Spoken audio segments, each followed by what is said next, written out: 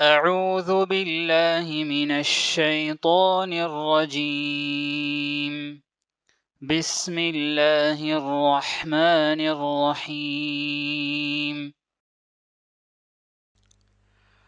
السلام عليكم ورحمة الله وبركاته. بسم الله والحمد لله والصلاة والسلام على رسول الله وعلى آله وصحبه ومن والاه وبعد. فقال الله تبارك وتعالى إن هذا لهو القصص الحق.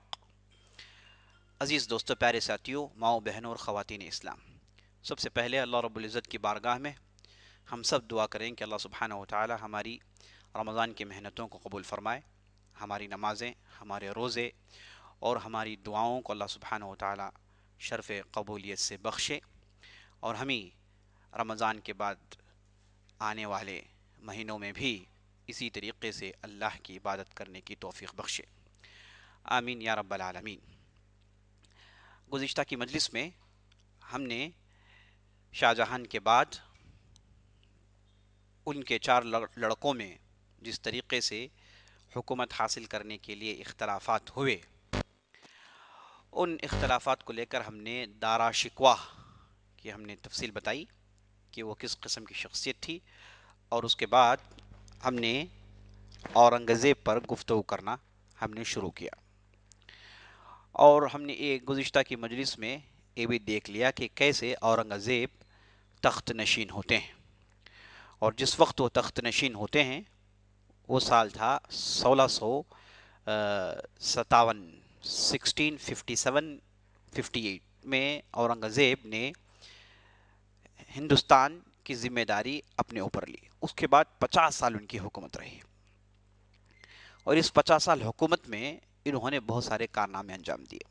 اورنگزیب، جیسے میں نے آپ کو بتایا، بچپن ہی سے بہت ہی نڈر اور غیر معمولی قابلیت رکھنے والی ایک شخصیت تھی، اور آپ نے گزشتہ کی مجلس میں دیکھا کہ کیسے وہ ہاتھی کے ساتھ ڈٹ جاتے ہیں دلی کے اندر، جب ایک ہاتھی جو بے قابو ہو رہا تھا، تو بچپن ہی میں وہ دلیری و شجاعت کے آثار ان کے اندر پائے گئے۔ اور اسی طریقے سے جب ایک مرتبہ دکن میں ایک لڑائی ہو رہی تھی تو ان کے مخالف بھی ایک مسلمان تھے، دونوں فوجیں مسلمان تھی، آپس میں لڑائیاں ہو رہی تھی۔ جیسے آپ نے کئی مرتبہ دیکھا کہ اس زمانے میں کوئی مشکل اور کوئی ایک عجیب چیز نہیں تھی، آپس میں سلطنتوں کے لیے پولیٹیکل لڑائیاں، مسلمانوں کے درمیان، مسلمان غیر مسلمانوں کے درمیان، غیر مسلمانوں کے درمیان، لیکن جب بھی کوئی بھی لڑائی ہو آپ دیکھیں گے کہ دونوں فوجوں میں مسلمان ہیں، دونوں فوجوں میں غیر مسلمان ہیں۔ اگر کسی ہندو راجا کی لڑائی کسی ایک مسلمان بادشاہ سے ہو تو آپ دیکھیں گے کہ ہندو راجا کی لشکر میں بھی مسلمانوں کی کافی بڑی تعداد ہوتی ہے، اور مسلمان جو بادشاہ ہے اس کے لشکر میں بھی آپ دیکھیں گے کہ بہت بڑی تعداد غیر مسلمانوں کی ہے۔ یہی ہندوستان کی تاریخ ہم کو بتاتی ہے، یہی کچھ ہوا ہے۔ تو عزیز دوستو، جب ایک مسلمان ایک اورنگزیب کے خلاف آ گئے تھے ایک لڑائی میں، جب لڑائی ہو رہی تھی تو دوران لڑائی ظہر کا وقت آ گیا، ظہر کی نماز کا وقت آ گیا۔ جیسے ہی وقت آیا تو اورنگزیب نے جس انداز سے نماز ادا کی اور جس انداز سے اپنے لشکر کو نماز پڑھائی، یہ دیکھتے ہی جو مخالف تھے لڑنے آئے انہوں نے صلح کی بات کی، اور جب ان سے پوچھا گیا کہ آپ اتنے جوش اور خروش میں تھے کہ لڑنے کے لیے، اور آپ فوراً اس کے لیے کیسے تیار ہو گئے، تو کہا کہ ایسا آدمی جو لڑائی کے موقع پر بھی نماز پڑھتا ہے تو ایسے آدمی کے ساتھ ہم صلح کرنے کے لیے ہمیشہ تیار ہوتے ہیں۔ تو یہ اس طریقے سے ان کی نماز کی پابندی تھی، اور اس حد تک وہ دین کے متشرع مانے گئے۔ اور اسی طریقے سے عزیز دوستو، ایک لڑائی گھمسان کی لڑائی ہوئی مراٹھوں کے خلاف۔ اس لڑائی میں ہوا یہ کہ اورنگزیب کے آس پاس جتنے بھی ان کے حامی تھے سب ادھر ادھر ہو گئے۔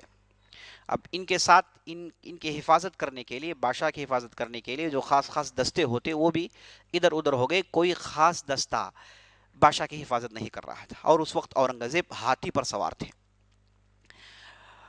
تو عام طور پر ہوتا یہ ہے کہ ایسا اگر ہو جائے موقع، بادشاہ اکیلا پڑ جائے تو بادشاہ سب سے پہلے ہاتھی یا پھر کوئی بھی جو سوار ہے اسے اترتا ہے اور دوڑ کر اپنی جان بچانے کی وہ سوچتا ہے، اور جیسے ہی بادشاہ اپنی سواری سے نیچے اترتا ہے تو آس پاس جو اس کی فوج لڑ رہی ہوتی ہے وہ بادشاہ کے اس حرکت کو دیکھ کر ماند پڑ جاتی ہے، اور اس کے بعد انہیں شکستی ہوتی ہے، لڑائی ہارنی پڑتی ہے۔ اب اورنگزیب بالکل وہی حالت میں پہنچ گئے، چاروں طرف گھیر لیے گئے، لیکن اورنگزیب نے نہ کہ صرف ہاتھی سے نیچے اترنے کی سوچی، بلکہ ہاتھی کو بدکنے بھی نہیں دیا، ادھر ادھر بھٹکنے بھی نہیں دیا، اور عام طور پر ایسے موقع پر ہاتھی بدک کر بھاگ جاتے ہیں، تو فوراً حکم ہوا، فوراً انہوں نے حکم دیا اور ہاتھی کو زنجیروں سے زمین باندھ دیا گیا تاکہ ہاتھی ادھر ادھر نہ ہو اور ان کی فوج بادشاہ کو دیکھتا رہے، ان کی فوج بادشاہ کو دیکھتی رہے اور دیکھ کر لڑائی جاری رہے۔ تو اس دلیری کے یہ شخصیت تھے عزیز دوستو۔ تو اورنگزیب جیسی حکومت کی گدی میں بیٹھے، انہوں نے بہت سارے اصلاحی کام کیے۔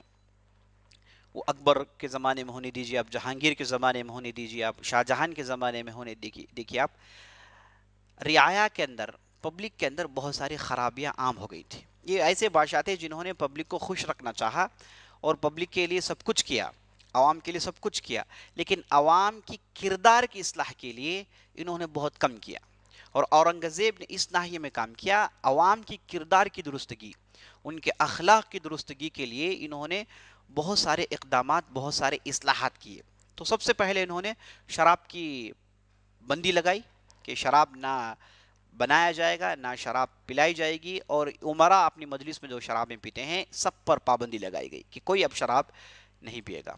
اور اکبر کے زمانے میں کہا جاتا ہے کہ ایک علاقہ تھا جس کا نام تھا شیطان پور، لوگ عیاشی کرنے کے لیے ایسی جگہوں میں جایا کرتے تھے۔ تو جیسے اورنگزیب اپنے ہاتھ میں حکومت لیتے ہیں تو انہوں نے ایسے علاقوں کو بالکل بند کر دیا، اور بدچلنی، بے پاک دامنی اور دوسری غلط راستے میں چلنے والوں کو اورنگزیب نے روکا، اور یہاں تک لکھا ہے کہ انہوں نے بدچلن عورتوں کو آپشن دیا، جو عورتیں بدچلن تھی انہیں کہا کہ ایک تم نکاح کر لو یا تو پھر ہندوستان چھوڑ دو، یہ دو آپشن ہیں، اس کے علاوہ تم ہندوستان میں رہ نہیں سکتی۔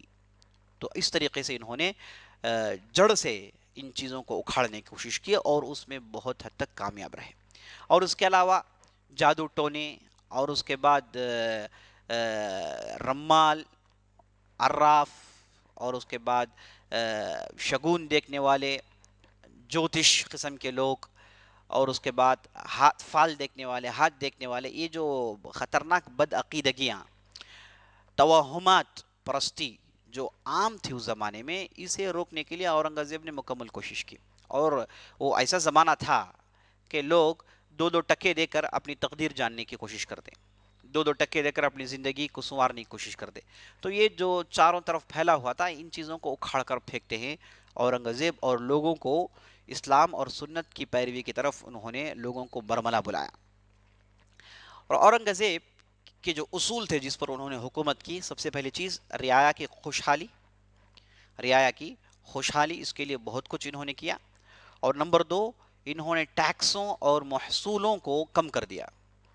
ٹیکس کیسے کم کیے، کیسے انہوں نے حکومت میں اسے فکس کیا کہ یہ اپنے بہت سارے جو غیر ضروری خرچ ہوا کرتے تھے، وہ چاہے اکبر کے زمانے میں ہو یا جہانگیر یا شاہ جہان، بادشاہ کے دربار میں غیر ضروری فضول خرچ بہت ہوتے ہیں، بادشاہ کے یہاں یہ معمولی چیز تھی۔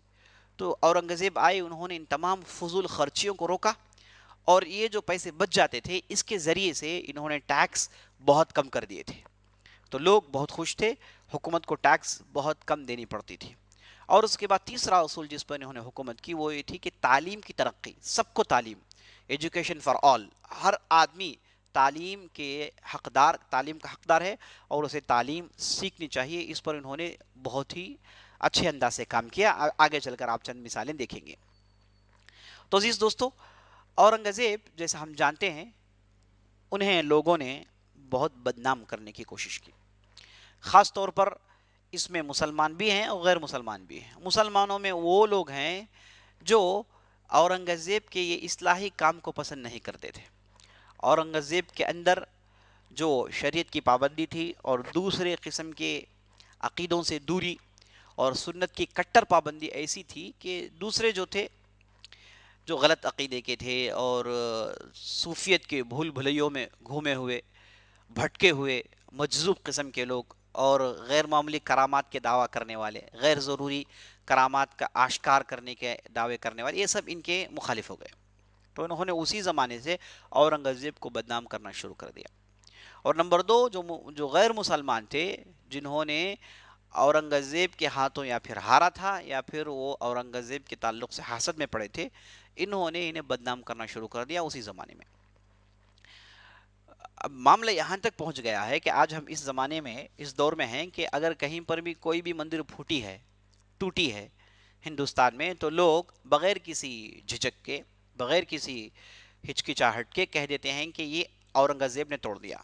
یہ ہندوستان میں اب یہ جو ہے عام ہے، جہاں کہیں بھی کوئی مندر پھوٹی ہے، کئی صدیوں پہلے پھوٹی ہے، تو فوراً کہہ دیتے ہیں کہ اسے اورنگزیب نے پھوڑ دیا۔ جہاں کہیں بھی مسجد ہے تو فوراً کہہ دیتے ہیں کہ یہاں پر مندر تھی، اسے ڈھانے کے بعد مسلمانوں نے مسجد بن دی، یہ مسجد بننے والے اورنگزیب ہے۔ اور کہتے ہیں کہ لگ بھگ 60,000 مندروں کو پھوڑا ہے مسلمانوں نے۔ اور اس کے بعد اورنگزیب کے تعلق سے کہتے ہیں کہ یہ اس وقت تک کھانا نہیں کھاتے جب تک کہ ایک 100 سے لے کر 200 ہندوؤں کو یہ قتل نہیں کر دیتے، یا پھر اس سے بڑی تعداد، یا پھر انہیں مسلمان نہیں بنا لیتے، تب جا کے یہ اپنے دسترخوان میں بیٹھ کر کھانا کھاتے ہیں۔ ایسی بہت ساری بہکی بہکی باتیں، بے بنیاد باتیں اورنگزیب کے تعلق سے لوگوں نے عام کر کر رکھا ہے، اور اس کے پیچھے انگریزوں کا بھی بہت بڑا ہاتھ ہے۔ انگریزوں نے اورنگزیب کے اندر جو شریعت کی پابندی اور دین کی جو ہے زبردست جو پابندی تھی، اسے انہوں نے چھیڑ کر انہوں نے ہندوؤں کو ورغلایا۔ اصل میں ہندو اور مسلمانوں کے درمیان پھوٹ ڈالنے والے، آپس میں انہیں لڑانے والے، مذہب کے نام پر وہ تھے انگریز۔ یہ ہم سب جانتے ہیں، اور ہر ہندو اور ہر مسلمان جانتا ہے کہ دراڑ ڈالنے والے یہی انگریز تھے۔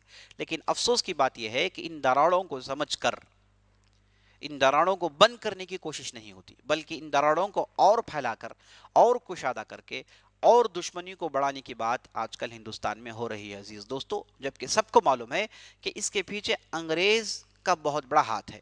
لیکن افسوس، جب کسی بھی قوم وہ اگر علم کا ساتھ چھوڑ دے، علم کے راستے پر چلنا چھوڑ دے، اور کٹر پن کو اپنے اندر لا لے، بربریت کو اختیار کر لے، خون خرابوں کو اپنا شیوا بنا لے، وہ ان لوگوں کے اندر وہ نصیحتیں کام نہیں کرتی، ایسی قومیں بہت جلدی برباد ہو جاتی ہیں۔ تو افسوس، ایسی چیزوں کو لے کر اورنگزیب کو ہمیشہ سے بدنام کرنے کی کوشش کی گئی۔ اب چلیے بعض ہندو رائٹرز جنہوں نے اچھی اچھی کتابیں لکھی اور اورنگزیب کی طرفداری کی، اس تعلق سے چند باتیں سن لیجیے۔ سب سے پہلے میں آپ کے سامنے پیش کرنا چاہوں گا پروفیسر جادو ناٹ۔ انہوں نے تاریخ اورنگزیب کے نام سے کتاب لکھی ہے، اس میں انہوں نے اورنگزیب کے تعلق سے بہت اچھی باتیں لکھی ہیں۔ انہوں نے کہا، حالانکہ کتاب میں بہت جگہ ایسی غلطیاں ہیں جنہیں ہم غلطیاں ہی کہیں گے، جس کی درستگی کی ضرورت ہے، لیکن بہت سارے مقامات کتاب کے اندر اچھے بھی ہیں، انصاف پر مبنی بھی ہیں۔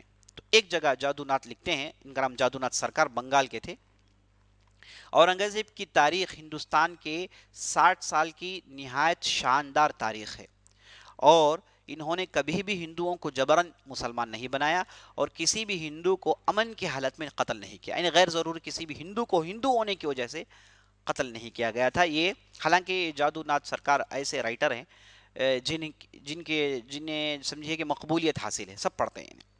اور اسی طریقے سے میں آپ کے سامنے پی سی رائے، انہوں نے بھی ایک کتاب لکھی ہے اورنگزیب کے متعلق، اس میں انہوں نے صاف صاف کہہ دیا کہ شیواجی کے متعلق کہتے ہیں کہ اس کا مقصد ہندو دھرم کا احیاء اور وہ مغلوں کے خلاف جد و جہد کا رہنما تھا، جو کہ غلط بات تھی۔ یعنی شیواجی جو تھے وہ بھی اپنے مذہب کے لیے نہیں لڑتے تھے، وہ ہندو دھرم کو دوبارہ زندہ کرنا، ہندو دھرم کے وہ کوئی بہت بڑے آقا یا پیر یا پھر پیشوا رہنما نہیں تھے، وہ ایک بادشاہ تھے، مراٹھاؤں کے بادشاہ تھے۔ وہ اپنے پاس کئی ایسے مسلمان تھے جو ان کے فوج میں تھے، اور ان کے جو دادا تھے وہ خود مسلمانوں کے بعض پیروں کے بہت بڑے معتقد تھے، اور وہ جو پیر صاحب کا نام جی تھا تو انہوں نے اپنے لڑکوں کے نام میں جی جی رکھا، شیواجی، اور جتنے بھی آپ دیکھیں گے شریف جی بعض ان کے جو ہے نام بھی ہیں۔ تو اس طریقے سے یہ کہتے ہیں کہ یہ مذہب کے نام سے اورنگزیب کے زمانے میں جو شیواجی تھے اورنگزیب کے زمانے میں تھے، تو مذہب کو لے کر جہاں کوئی بھی لڑائی نہیں ہوئی، بلکہ جتنی بھی لڑائیاں ہوئی قبلی لڑائیاں تھیں، قومی لڑائیاں تھیں، بستیوں کے لیے لڑائیاں تھیں، سرپرستی اور بادشاہی کی لڑائیاں تھیں، کہیں پر بھی مذہب کو بنیاد بنا کر کسی نے نہیں لڑا، نہ اورنگزیب نہ شیواجی نے۔ تو یہ بہت اچھی بات تھی۔ اور اس کے بعد ایک مشہور رائٹر جن کا نام تارا چند ہے، انہوں نے ہندوستان کی تاریخ میں بہت کچھ لکھا ہے، تو بہت اچھے انداز سے کہتے ہیں کہ بعض لوگ یہ سمجھتے ہیں کہ اورنگزیب کی پالیسی مذہب کو پھیلانا تھا، یعنی اسلامی مذہب کو پھیلانا تھا اور ہندو مذہب کو پیچھے ڈھکیلنا تھا، بعض لوگ یہ سمجھتے ہیں۔ جبکہ اورنگزیب کی تاریخ پڑھتے ہیں تو کہتے ہیں کہ ہم کو یہ بات معلوم ہوتی ہے کہ ان کے پاس ایسی کوئی پالیسی نہیں تھی. ان کی پالیسی حکومت چلائیں، بہترین انداز سے ایڈمنسٹریٹ کریں، یہی ان کی پالیسی تھی. کسی بھی ایک مذہب کو دبا کر ایک دوسرے مذہب کو آگے کرنا ان کی پالیسی میں یہ بات نہیں تھی. تو میں نے آپ کے سامنے بعض ہندو رائٹرز کی مثالیں دی ہیں جو کہ مشہور رائٹرز ہیں. تو انہوں نے اپنی کتابوں میں صاف صاف کہہ دیا کہ اورنگزیب ایسی طبیعت کے آدمی نہیں تھے. اور اورنگزیب کے تعلق سے یہ بھی مشہور ہے کہ یہ مندروں کو پھوڑا کرتے تھے. جبکہ ہم جتنے بھی مندریں ان کے زمانے میں پھوڑی گئیں ان کا آپ ان کی ایک لسٹ آپ نکالیں گے تو 2 ایسے مندریں نظر آتی ہیں جہاں اورنگزیب کے حکم پر پھوڑی گئی، اور کئی ایسی مسجدیں ہیں جنہیں اورنگزیب کے حکم سے ڈھایا گیا. کئی مسجدیں ہیں. تو مسجد ہو کے مندر، ان کے پھوڑنے کے پیچھے کچھ نہ کچھ ایک ریزن تھا. کوئی پولیٹیکل ریزن، کوئی دوسرا ریزن ہوا کرتا تھا جس کی وجہ سے وہاں کے عوام کی طرفداری کے ساتھ، وہاں کی جو عوام تھی ان کی حمایت کے ساتھ ایک کام ہوتا تھا. مثال کے طور پر وارانسی میں ایک مندر کو پھوڑا گیا تھا اورنگزیب کے حکم پر. لیکن اس مندر کو جب پھوڑا گیا تو مندر کو پھوڑنے کے لیے ساتھ دینے والے وہاں کے دوسرے ہندو راجپوت بادشاہ تھے اور دوسرے ادھر کے پجاری تھے جنہوں نے اورنگزیب سے کہا کہ پھوڑا جائے. تو اس کے بعد اورنگزیب نے پھوڑا. لیکن ان تمام چیزوں کو دبا کر صرف یہ کہا جاتا ہے کہ اورنگزیب نے وارانسی میں ایک مندر کو پھوڑ دیا. اس مندر کو پھوڑنے کے پیچھے کہا جاتا ہے واقعہ کہ اورنگزیب اپنے لشکر کے ساتھ وہاں سے گزر رہے تھے تو وہاں کے جو لوکل راجا تھے انہوں نے اورنگزیب سے کہا کہ آج ہمارے یہاں تہوار ہے، ہمارے رانیاں ندی میں جاتی ہیں نہانے کے لیے، اسنان کرنے کے لیے، تو آپ 1 دن 2 دن کے لیے رک جائیں. تو اورنگزیب نے فوراً ان کی دعوت پر لبیک کہا اور رک گئے. اب ہوا یہ کہ جب رانیاں نہا کر واپس آ رہی تھیں تو ایک رانی گم ہو گئی. تو ادھر ادھر تلاشی ہوئی لیکن کچھ پتہ نہیں چلا. تو بات یہ اورنگزیب کو پہنچی تو اورنگزیب نے فوراً اپنے اہم عہدیداروں کو حکم دیا کہ جائیں، جا کر فوراً تلاش کر کے نکالیں. تو وہ پورے فل فلج تلاش میں اترتے ہیں. تو آخری میں سراغ ملتا ہے کہ کسی ایک مندر کے اندر کچھ آوازیں آ رہی ہیں نیچے سے. تو اورنگزیب نے فوراً حکم دیا کہ دیکھیں کیا ہے. جب ادھر گئے تو دیکھیں کہ اوپر ایک مورتی رکھی ہوئی ہے اور نیچے سے آوازیں آ رہی ہیں. تو مجبوراً مورتی ہٹانا پڑا. تو دیکھا کہ اس کے نیچے تہ خانہ ہے، نیچے راستہ جا رہا ہے. تو جب لوگ راستے میں داخل ہوئے نیچے جا کر دیکھے تو ادھر رانی کو پاتے ہیں جن کے ساتھ عصمت ریسی ہو گئی تھی.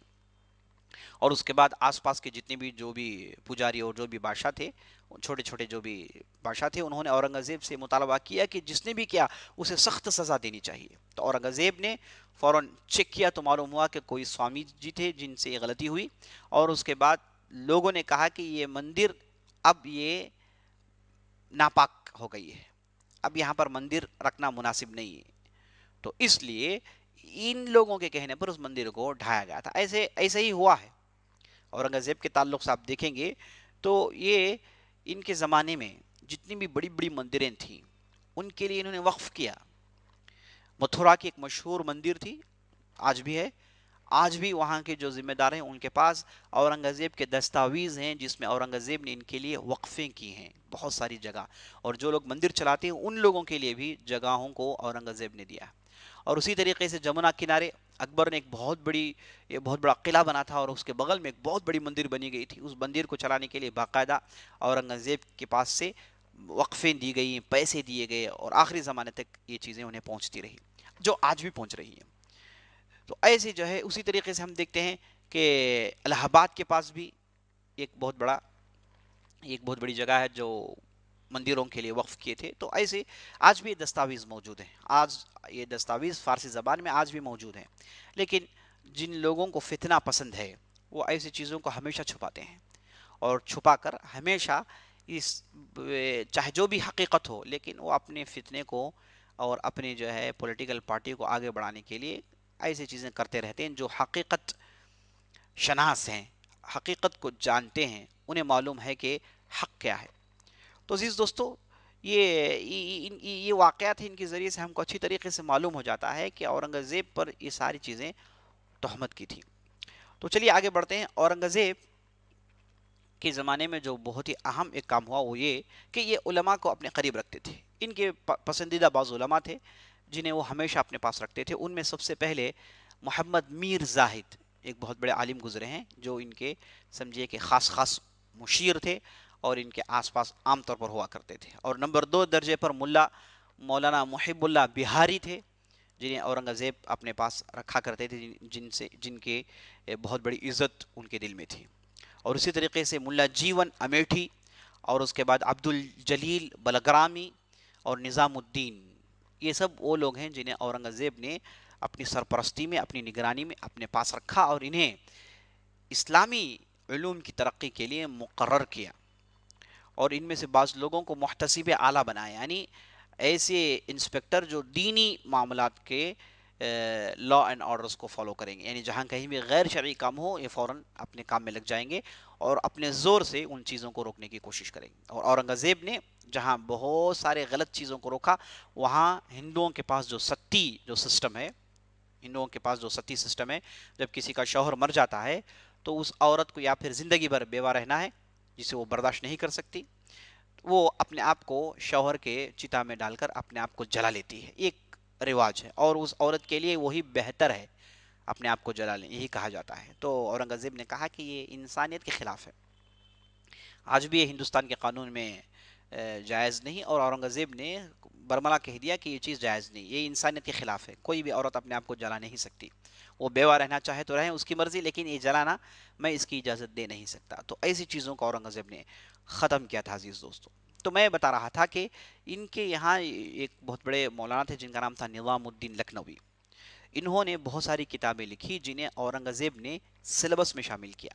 اور یہ جو سلیبس جو بنا، اسے کہتے ہیں درس نظامی، جس میں علوم اسلامیہ کے اہم علوم کی اہم کتابیں ہیں، جنہیں آج بھی سارے ہندوستان اور پاکستان میں مدارس میں ان کتابوں کو پڑھایا جاتا ہے. تو یہ جو کتابیں ہیں، جو بہت ہی اہم کتابیں، ان کتابوں کو اس سلیبس بنانے والے، اس سسٹم کو بنانے والے، جن کے جو ذمہ دار تھے وہ تھے نظام الدین لکھنوی صاحب. اور یہ ان کے جو لڑکے ہیں جن کا نام عبد الحی لکھنوی، جو مدراس آئے، اور ان کا لقب بحر العلوم تھا. یہ مدراس آئے تھے، آج بھی مدراس میں ان کی مزار پائی جاتی ہے. اور جب تعجب کی بات یہ ہے کہ یہ جو عبد الحی جو لکھنوی تھے، انہوں نے کتاب لکھی ہے جس کا نام رسالت توحید. اس میں انہوں نے توحید کو اجاگر کیا، اور بہت بڑے شریعت کے پابند تھے. لیکن آج جو ہو رہا ہے ان کے مزار پر، شاید وہ زندہ ہوتے وہ بھی ان چیزوں سے راضی نہ ہوتے.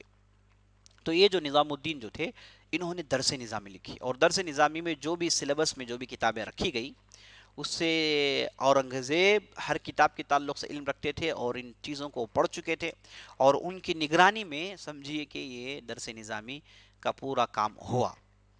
اور اس کے ساتھ ساتھ اس میں درس نظامی میں پوری کتابیں نظام الدین لکھنوی کی نہیں تھی، بعض کتابیں ان کی تھی، اور بعض کتابیں میر زاہد اور ملا محب اللہ بہاری کی بھی شامل تھی. ان کے ذریعے سے یہ پورا سسٹم بنا جو آج بھی یہ سسٹم چلا آ رہا ہے.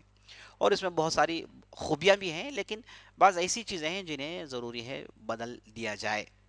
اور اس میدان میں اس سے بہتر کتابیں آ گئی ہیں، اس میدان میں اس سے بہتر کاوشیں، محنتیں، ریسرچز ہو گئے ہیں. بہرحال ایک الگ موضوع ہے. اب چلیے ہم فتاوی عالمگیریہ کے تعلق سے سنتے ہیں. فتاوی عالمگیریہ ایسی فتووں کی کتاب ہے، سمجھیے کہ جو آج ہندوستان میں مذہب حنفی یا پھر جو بھی اسلامی علوم سے تعلق رکھتے ہیں ان کے لیے ایک بہت ہی مستند فتویٰ ہے. اصل یہ جو کتاب لکھی گئی، علماء کی کمیٹی بلائی گئی، اور اس کمیٹی کے صدر تھے شیخ نظام الدین. انہیں صدر بنایا گیا، اور ان کے ماتحت ہندوستان کے ہر گوشے سے بڑے بڑے علماء کو بلایا گیا، اور ان کی سرپرستی، ان کی نگرانی میں اس کتاب کی ترتیب ہوئی. اصل میں اس پوری کتاب کو نہیں لکھے، بلکہ جو بھی فتوے تھے ان کو فقہی ابواب پر ترتیب دے کر انہیں جمع کیا گیا تھا، اور باقاعدہ ہر فتوے میں ریسرچ ہوتا تھا. اور یہ کام 8 سال میں مکمل ہوا. اور اس کام پر حکومت جو خرچ کی اس زمانے میں 2 لاکھ روپے، آج کے حساب سے سمجھے عزیز دوستو 25-30 کروڑ تو ہوں گے، واللہ عالم، لیکن 2 لاکھ روپے اس زمانے کے خرچ ہوئے، تب جا کے یہ بہترین کام پائے تکمیل کو پہنچتا ہے. اچھا، یہ جو کام ہوتا تھا، ہر روز اس پر علماء بیٹھتے اور بحثیں کرتے، گفتگو کرتے، اور اس کے بعد کتاب میں ان چیزوں کو شامل کرتے. جو بھی چیز کتاب میں آئی ہے، باقاعدہ تحقیق کرنے کے بعد، اس پر گفتگو کرنے کے بعد، مناظرے اور اس کے بعد ڈسکشنز کرنے کے بعد وہ چیز کتاب میں حصہ لی ہے، یہ جاننا ضروری ہے. یہاں تک کہا جاتا ہے کہ اورنگزیب روزانہ روزانہ ایک ورق یا پھر دو ورق شیخ نظام سے پڑھوا کر سنتے تھے، اور اس کے بعد اس میں ہر مسئلے پر گفتگو ہوتی، اور ہر مسئلے پر اورنگزیب اپنی تنقید کرتے، اور اس کے بعد دلائل کی روشنی میں اسے ترتیب دیا گیا۔ اس طریقے سے یہ عظیم کام ہوا جس کا ذکر میں نے آپ کے سامنے کیا، اور بھی تفصیل میں جانے کا موقع نہیں عزیز دوستو۔ تو یہ اورنگزیب کی جو ہے زندگی تھی، اور یہ ترقیاں ان کے زمانے میں ہوئی۔ اور اورنگزیب چونکہ دکن میں بہت زیادہ تھے، تو دکن میں انہوں نے بہت ساری ترقیاں کی۔ سمجھیے کہ گولکنڈہ کی جو تاریخ ہے اس میں اورنگزیب نے ہمیشہ کے لیے فل سٹاپ رکھ دیا۔ ہم جانتے ہیں کہ بہمنی جو سلطنت تھی وہ 130 سال حکومت کرنے کے بعد ان کے اندر پھوٹ آ گیا، اور یہ 5 سلطنتوں میں بڑھ گئی: احمد اگر، برار، برید، بیدر، اور اس کے بعد گولکنڈہ۔ تو ہر علاقے میں ان کا بادشاہ ہوا کرتا تھا۔ تو بعض بادشاہ اورنگزیب کے زمانے میں ہی، اکبر کے زمانے میں ہی وہ آ گئے تھے مغلیہ سلطنت کے ماتحت۔ گولکنڈہ ایسا علاقہ تھا جہاں پر ہزار کوشش کرنے کے باوجود اسے فتح نہیں کر پائے۔ شاہ جہاں نے کوشش کی، اس سے پہلے لوگوں نے کوشش کی، گولکنڈہ کو فتح کرنا مشکل تھا، کیونکہ وہ جس انداز سے، جس جگہ وہ ہے، اسے فتح کرنا بہت مشکل تھا۔ تو اورنگزیب نے اپنی حکومت میں لگ بھگ 1656 کے آس پاس اورنگزیب نے اسے فتح کیا، اور بہت مشکلات کے بعد، اور جس انداز سے وہ لشکر لے کر آئے یہ صرف اورنگزیب سے ہی ممکن تھا، اور گولکنڈہ آخرکار فتح ہوا، یہ بھی مغلیہ سلطنت میں داخل ہو گیا۔ تو اس سے بہمنی خاندان کا خاتمہ ہوتا ہے اورنگزیب کے اس حملے سے۔ اور اس کے بعد وجے نگر کو تو پہلے ہی بہمنی خاندان والوں نے ختم کر دیا تھا، اور اورنگزیب بہت تیزی سے آگے بڑھے، اور آج بھی مدراس کے اندر، تمل ناڈ کے اندر ایک علاقہ ہے جسے سنجی کہا جاتا ہے، وہاں تک ان کی حکومت تھی۔ آج بھی بعض قلعے ان کے وہاں پر آج بھی موجود ہیں۔ تو اس انداز سے اورنگزیب کی حکومت تھی عزیز دوستو، اور 1707 میں ان کی وفات ہو جاتی ہے۔ 1707 میں 90 سال کی زندگی گزارنے کے بعد، 50 سال حکومت کرنے کے بعد وفات پا جاتے ہیں۔ اور انہوں نے اپنے صحت کو ہمیشہ مضبوط رکھا، کیونکہ کوئی کسی بھی قسم کی حرام خوری یا پھر حرام چیزوں میں اپنے آپ کو انہوں نے ملوث پایا ہی نہیں۔ اور وہ خود نوجوانی میں بہت بڑے میوزیشین تھے، میوزک کے پورے ہنر جانتے تھے، لیکن جب سے گدی میں آئے، حکومت میں آئے، انہوں نے ان تمام چیزوں کو روک دیا، اور شہنائیاں، غیر ضروری جشن، غیر فضول خرچ، ان تمام چیزوں کو اپنے دربار سے انہوں نے نکال دیا تھا۔ تو ایک زبردست حکومت کرنے کے بعد یہ وفات پا جاتے ہیں۔ ان کے بعد ان کے لڑکے آتے ہیں، ان کے درمیان بھی باقاعدہ لڑائیاں ہوتی ہیں۔ ان کے بعد سمجھیے کہ لگ بھگ 20 سے زیادہ شہزادے آئے جو مغل کے تھے، جنہوں نے حکومت کی، لیکن کوئی بھی کامیاب ہو نہیں پایا، کوئی بھی کامیابی حاصل نہیں کر پایا۔ اورنگزیب کے بعد مغلیہ سلطنت کا عروج زوال میں بدل جاتا ہے۔ اورنگزیب کے بعد مغلیہ سلطنت کا سورج غروب ہو جاتا ہے۔ اس کے بعد ہم نے صرف آپس میں لڑائیاں دیکھی، اور ایک تنظیم کے ساتھ ایک مضبوط حکومت ان کے اولاد نے قائم کرنے سے اپنے آپ کو مجبور سمجھا، کر نہیں پائے۔ بہت سارے آئے، خاص طور پر محمد شاہ ایک آئے، اور اعظم شاہ آئے، لیکن کسی سے بھی وہ کام نہیں ہو سکا جو کام ان 6 باپوں نے کر دکھایا تھا۔ تو یہ جو اورنگزیب تک کا جو زمانہ ہے، آپ لگائیے حساب، 1555 سے لے کر اورنگزیب کی وفات تک 1707، لگ بھگ یہ زمانہ تھا جو انتہائی عروج کا تھا۔ تو اورنگزیب کے بعد ان کے جو دوسرے لڑکے آئے، معظم شاہ، ان کی بھی حکومت کے بعض حصے آپ اورنگزیب میں جوڑ لے سکتے ہیں۔ تو اس اعتبار سے 1725 تک آپ حساب لگائیں، 1555 سے لے کے 1725 تک یہ عروج کا زمانہ تھا، اور 1725 سے لے کر یا پھر 1726 سے لے کر 1857 1857 تک یہ مغلیہ دور تھا، لیکن زوال کا دور تھا۔ کمزور بادشاہ تھے، خود مختار ہو گئی تھی بہت ساری ریاستیں، جوناگڑھ ہو گیا، دوسرے علاقے بنگال ہو گیا، اور دوسرے علاقے ان کے ہاتھوں سے چلے گئے۔ اور ایسا بھی کبھی دور آیا کہ بادشاہ صرف لال قلعہ میں حکومت کر پا رہا تھا، اور ایسے نکمے بھی آئے، بعض میں سے جن کا نام تھا محمد رنگیلا۔ یہ صاحب نام میں خود دیکھیے، محمد رنگیلا، پتہ نہیں نام کیسے پڑ گیا۔ یہ ہمیشہ عیش و عشرت میں مصروف رہتے تھے، حکومت کو انہوں نے ہوا میں چھوڑ دیا تھا، جس کی وجہ سے بہت جلدی برباد کر دیے گئے۔ تو یہ اس سے جو ہے 1857 میں हुकूमत पर जवाल आता है। इनके जो आखिरी बादशाह थे जिनका नाम था बहादुर शाह जफर, जिन्हें अंग्रेज़ों ने कैद किया और उसके बाद रंगून पहुंचा दिए, और रंगून में वो कैद खाने में आखिरी सांस लेते हैं। तो अंग्रेज़ों ने मुगलिया सल्तनत को ख़त्म किया था। तो यहीं पर हमारी आज की गुफ्तगू ख़त्म होती है अजीज़ दोस्तों। इंशाल्लाह आइंदा मजलिस जो होगी वो आखिरी मजलिस होगी। इंशाल्लाह उस मजलिस में हम देखेंगे कि क्या क्या कारनामे थे मुगलिया सल्तनत के, और कैसे किस वजह से हुकूमत ख़त्म हो गई, कहाँ गलतियाँ हुई, और क्या क्या नए नए डेवलपमेंट्स हुए थे जिसकी वजह से हुकूमत करना उनके लिए मुश्किल हो गया था, और उसके बाद कैसे अंग्रेज़ मुसल्लत हो गए थे। ये बातें इंशाल्लाह आइंदा मजलिस के लिए रखते हैं, और आइंदा मजलिस हमारी इस सिलसिले की आखिरी कड़ी होगी इंशाल्लाह। तब तक के लिए इजाज़त दीजिए, और ज़रूर सब्सक्राइब करें, बिल की घंटी दबाना ना भूलें, और अपने कमेंट्स दर्ज करें। इंशाल्लाह हम उन्हें के जवाब देने की कोशिश करेंगे। इजाज़त दीजिए। वसल्लल्लाहु अला नबीना मुहम्मद व अला आलिहि व सहबिहि अजमईन। वस्सलामु अलैकुम व रहमतुल्लाहि व बरकातुहू।